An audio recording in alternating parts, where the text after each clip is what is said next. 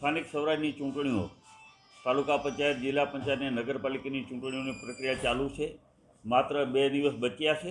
ત્યારે એમાં ઉમેદવારી ફોર્મ ભરવા માટે ઘણી વખત ઉમેદવારો અવઢવમાં રહેતા હોય છે અને બિનજરૂરી દસ્તાવેજો જ્યારે ચૂંટણી અધિકારીઓ માંગતા હોય ત્યારે ઉમેદવારોમાં ડર અને ભય ફેલાતો હોય છે. એટલા માટે થઈને ઉમેદવારોમાં ડર અને ભય ન ફેલાય એટલે જે ચૂંટણીના નિયમો છે એનાથી તમામ માહિતગાર થાય ઉમેદવારો. એના માટે થઈને આજે અમે પ્રેસ બોલાવેલી છે. આજે અમે જિલ્લાના ચૂંટણી અધિકારીને, કલેક્ટર સાહેબને પણ મળ્યા અને કલેક્ટર સાહેબને કહી અને દરેક તાલુકા ચૂંટણી અધિકારીઓ, કારણ કે દરેક તાલુકામાં ચૂંટણી અધિકારીઓ અલગ અલગ નિયમો બતાવે છે જેને કારણે ઉમેદવારો હેરાન થાય છે. તો એક પરિપત્ર કરી અને બધાને એક નિયમ લાગુ થાય એ રીતે તમે પરિપત્ર કરવા માટેની અમે રજૂઆતો કરી છે. 2-3 વાતો મારે કરવાની છે કે ઉમેદવારી ફોર્મ ભરવા માટેના નિયમો શું છે.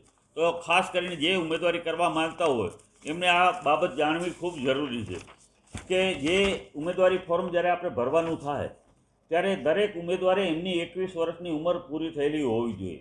21 વર્ષથી ઓછી ઉંમર હોય તો તમારું ઉમેદવારી ફોર્મ રદ થઈ શકે છે. બીજી વાત કે એક દરખાસ્ત કરનારે એક જ જગ્યાએ દરખાસ્ત કરવાની છે. 2 જગ્યાએ ક્યાંય દરખાસ્ત કરે તો એમનું પણ ઉમેદવારી ફોર્મ રદ થઈ શકે છે. પછી ત્રીજી વાત કે મકાનમાં સરકારે નવા નિયમ બનાવ્યા પછી કે ઉમેદવાર જે મકાનમાં રહેતો હોય એમાં શૌચાલય ધરાવતો હોવો જોઈએ. એનું એક એનઓસી પ્રમાણપત્ર જેને કહી એ તલાટી પાસેથી મેળવી લેવાનું છે.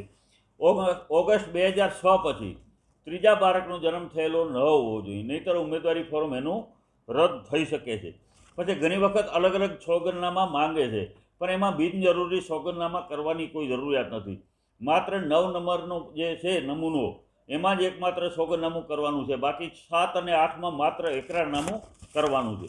ઘણી વખત અત્યારે ઉમેદવારોને એવું કહેવામાં આવે છે કે તમે પોલીસ સ્ટેશનમાં જઈને વેરિફિકેશન સર્ટિફિકેટ એનઓસી લઈ આવો, નો ડ્યુ. તો એનઓસી લેવાની કોઈ જરૂરિયાત નથી.